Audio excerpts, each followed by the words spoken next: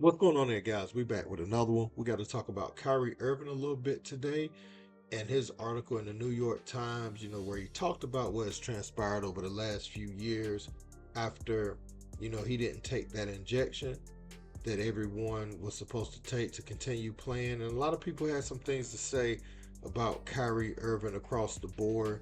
Um, but we're going to get some insight on what's going on with him. And also, Mark Cuban, we're going to get some of the things he said because a lot of owners, a lot of people in power positions was talking bad about Kyrie Irving.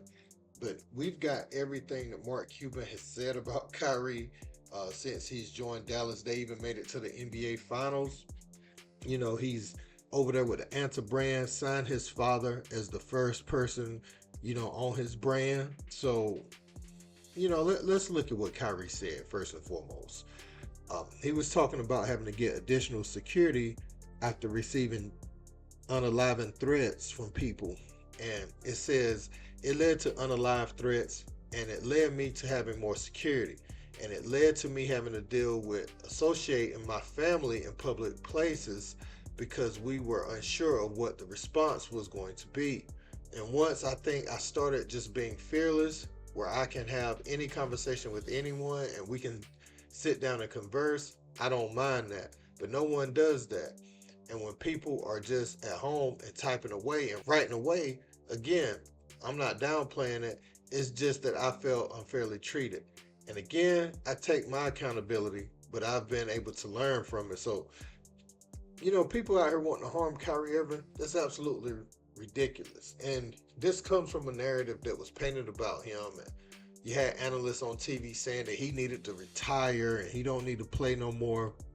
Also, in the New York Times article, Kyrie Irving said he wants to be a part of the 2028 Olympics. It's going to be held in Los Angeles and he just wants a shot. He said, just give me a shot because that was the culture that was created for us here with USA Basketball. With the original guys from 2008 to 2016, I'm coming underneath the mold of Kobe Bryant, Bron, J. Kidd. So those guys taught me a lot about just what it means to earn your stock.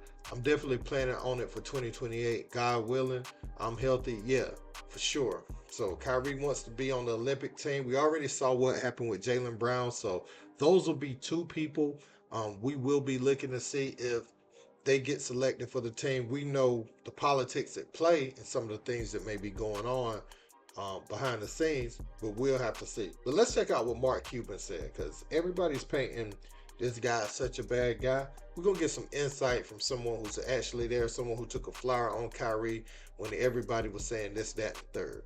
When he got dropped by some of these major sponsors, what did you share with him? I was like, can I help?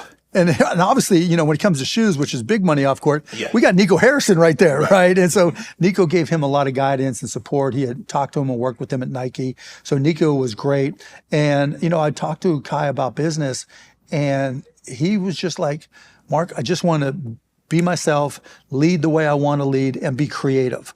And he found a great deal, right? And he's been making it work. Right. If you notice the deals he signed since he came to us, there's no problems, right? There's no issues because we just let Kai be Kai.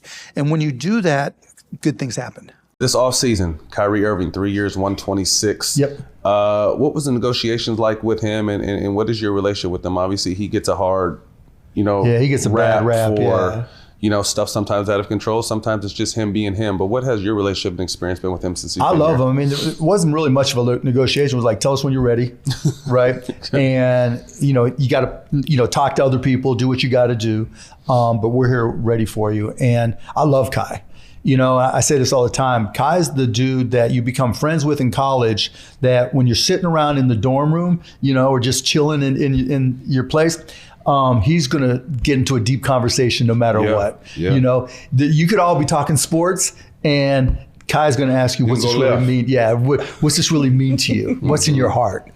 And as long as you're cool with that, which I am, and J. Kidd is, and the guys are, he's easy, because his heart's always in the right place. Now, you might not agree with him all the time. Right. There might be takes that he has that you're like, okay, Kai. And that's okay. That's okay. Like I told him on vaccines, we would have had an issue, right? But hopefully that never comes up again, Right. you know? And we've talked about like, look, there's going to be stuff we disagree with. And as long as we respect each other, that's fine, you know? And I respect him, not just his talent on the court, but how he connects to people off the court and how he connects to other players. You know, you see it all the time. Guys will swap jerseys, you know, they know each other. Kai comes up, it's not about the jersey swap. He gives you a grandma hug, right? It's like the hug your grandma gives you that you know that there's more than just a little connection there. There's a deep connection there. And so, you know, most people aren't used to that. Most people don't understand that. And so I like Kai a lot.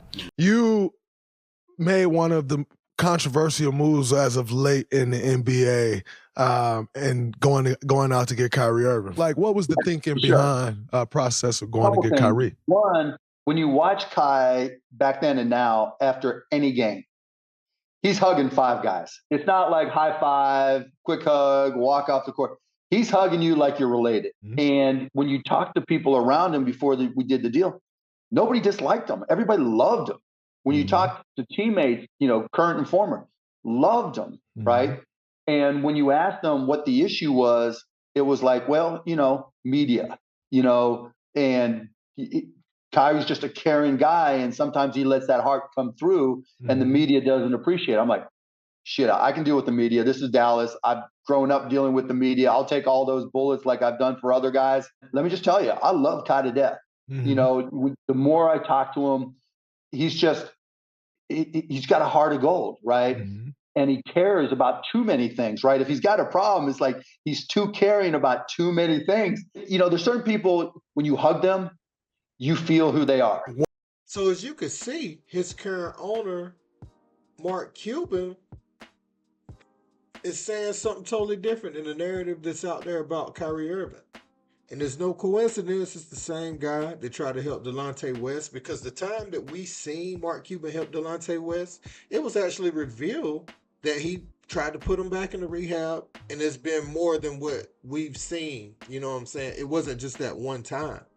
But Delonte, you gotta want to change. You know what I'm saying? So I say all that to say it's no coincidence that it is this owner that's saying this. You know what I'm saying? Like, Kyrie, what problem is Kyrie really to society? Okay, you don't agree with him on some of his takes. Okay. He's still a great basketball player. He helps you win basketball games. He shows up to work, you know, when he's allowed to. And he works hard, you know. You don't become the player Kyrie Irving is if you're not bought all the way in. And you don't have the success that the Mavericks had last year if he's not bought all the way in. You know, he's playing off the ball, really dominated Ant-Man in their matchup in the postseason last year, something that no other guard could do in the league last year. So there's still a lot of value on Kyrie as a player, but it shows that when you go against the grain, there's always going to be a stain on your name, you know, and it's going to be well orchestrated by people that want you to fall in line and get in line. Kyrie didn't get in line. You know, he stepped out of line to be seen. He put his hand up. He had a question.